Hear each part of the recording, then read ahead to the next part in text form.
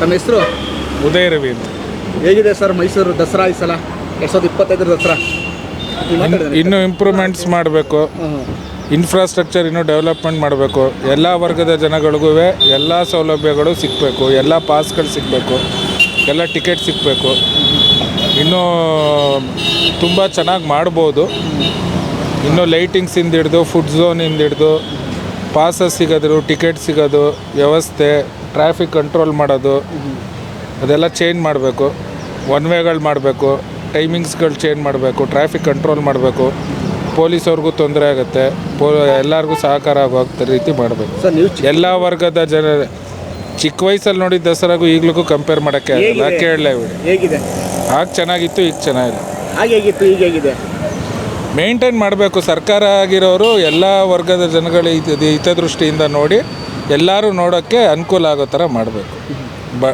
Sir, ಮೊದಲು ದಸರಾ ಉದ್ಘಾಟನೆ, ದಸರಾ ಪ್ರಾರಂಭ ಅಂದರೆ ಹೇಗೆಲ್ಲ ಸಂಭ್ರಮ ಸಡಗರ ಹೇಗಿತ್ತು? ಆಗಲೂ ರಾಜಕೀಯ ಇತ್ತಾ? ನೀವು ಕಂಡಂತೆ ಚಿತ್ರದಲ್ಲಿ ದಸರಾ ಸಂಭ್ರಮದಲ್ಲಿ ರಾಜಕೀಯ ಇತ್ತಾ? ದಸರಾ ಸಂಭ್ರಮದಲ್ಲಿ ರಾಜಕೀಯ ಇರಲ್ಲ, ಈಗ ಮಾಡ್ಕೊಂಡಿದ್ದಾರೆ. ಮೈಸೂರು, ನೀವು ಸ್ಥಳೀಯರು, ಇಲ್ಲೇ ಮೈಸೂರವರು, ಅರಮನೆ ಪಕ್ಕದಲ್ಲೇ ಇದೆ, 100 ಮೀಟ್ರಷ್ಟು. ಹೇಗಿದೆ ಅರಮನೆ ವಾತಾವರಣ? ಇನ್ನೂ ಚೆನ್ನಾಗಿ ಮಾಡಬೇಕು. ನೀವು ದಸರಾ ಅಂತ ನೋಡೋದಾದರೆ ಇದು ನೀವು ಹೇಳೋದು ನಾಡ ಹಬ್ಬ ಅಂತ, ಆದರೆ ಇದು ವಿಶ್ವವಿಖ್ಯಾತಿ ದಸರಾ. ನಿಮಗೆ ಪ್ರಪಂಚದ ಮೂಲೆ ಮೂಲೆಯಿಂದಲೂ ಬರ್ತಾರೆ, ಭಾರತದ ಎಲ್ಲ ರಾಜ್ಯಗಳಿಂದಲೂ ಬರ್ತಾರೆ, ಕರ್ನಾಟಕದ ಎಲ್ಲ ಜಿಲ್ಲೆಗಳಿಂದಲೂ ಬರ್ತಾರೆ, ಪ್ರಪಂಚದ ಎಲ್ಲ ಇಲ್ಲಿಂದಲೂ ಬರ್ತಾರೆ. ಎಲ್ಲರೂ ಮೇಂಟೈನ್ ಮಾಡೋದ್ರಲ್ಲಿರೋದು. ನೀವು ಪಾಸ್ ಆಗಲಿ, ಟಿಕೆಟ್ ಆಗಲಿ, ನೀಟ್ನೆಸ್ ಆಗಲಿ, ಲಾಡ್ಜಸ್ ಆಗಲಿ, ರೂಮ್ ಆಗಲಿ, ಬಸ್ ಫೆಸಿಲಿಟೀಸ್ ಆಗಲಿ, ಎಲ್ಲದನ್ನು ಮೇಂಟೈನ್ ಮಾಡಬೇಕು. ಮೇಂಟೆನೆನ್ಸ್ ಭಾಳ ವೀಕ್ ಆಗಿದೆ. ಯಾರು ಉತ್ತಮವಾಗಿ ದಸರಾ ಸಂಭ್ರಮ ಉಸ್ತುವಾರಿ ಸಚಿವರಾಗಿರ್ಬೋದು, ಒಂದು ಅರಮನೆ ಮಂಡಳಿ, ಯಾರು ನೀವು ಕಂಡಂತೆ ಯಾವ ವರ್ಷ ಹೆಚ್ಚೆಚ್ಚವಾಗಿ ಚೆನ್ನಾಗಿ ನಡೆದಿದೆ? ಶೋಭಾ ಕರಂದ್ಲಾಜೆ ಅವರು ಚೆನ್ನಾಗಿ ಮಾಡಿದರು. ಲೈಟಿಂಗ್ಸಿಂದ ಹಿಡಿದು, ಫುಡ್ ಅರೇಂಜ್ಮೆಂಟ್ಸಿಂದ ಹಿಡಿದು, ಕಾವ್ಯ ದಸರಾ ಚಲನಚಿತ್ರೋತ್ಸವ, ಎಲ್ಲ ಇನ್ಫ್ರಾಸ್ಟ್ರಕ್ಚರು ಶೋಭಾ ಕರಂದ್ಲಾಜೆ ಅವ್ರ ಪೀರಿಯಡಲ್ಲಿ ಚೆನ್ನಾಗಿ ಬಂತು. ಈಗ ಕಳೆದ ಬಾರಿ ಪ್ರತಾಪ್ ಸಿಂಹ MP, ಈ ಬಾರಿ ಯದುವೀರ್ ಅವರು ರಾಜ್ಯ MP ಆಗಿದ್ದಾರೆ. ಈ ಸಲನೂ ಹೋಸಲನೂ ಕಳೆದ ಬಾರಿ ದಸರಾ ಈ ಥರ ಡಿಫ್ರೆಂಟ್ ಇದೆ. ಯಾಕಂದರೆ ಸ್ಥಳೀಯವಾಗಿ ಎಲ್ಲರೂ ನಾನು ಮೈಸೂರು ಅಂತ ಹೇಳ್ತಾರೆ. ಅವರು ಮೈಸೂರು ಮಹಾರಾಜರು ಅವ್ರಿಗೆ ಕೈ ಮೀರಿ ಶ್ರಮ ಮಾಡ್ತಾಯಿದ್ದಾರೆ ಮೈಸೂರು ಅಭಿವೃದ್ಧಿ ಮಾಡೋದಕ್ಕೆ. ಆದರೆ ಅವ್ರು ನಿರೀಕ್ಷೆ ಮೀರಿಗೂ ಕೆಲಸ ಮಾಡ್ತಾಯಿದ್ದಾರೆ, ನಿರೀಕ್ಷೆ ಮೀರಿಗೂ ಇದನ್ನು ಮಾಡ್ತಾರೆ. ದಸರಾ ಸ್ಟಾರ್ಟ್ ಆಗ್ತಿದೆ ಅಂದರೆ ಎಲ್ಲರೂ ಮನೆಯಲ್ಲೂ, ಎಲ್ಲರೂ ಮನಸ್ಸಲ್ಲೂ, ಎಲ್ಲರೂ ಮನೆಯಲ್ಲೂ ಒಂದು ಸಂಭ್ರಮ ಸಡಗರ ಖುಷಿ.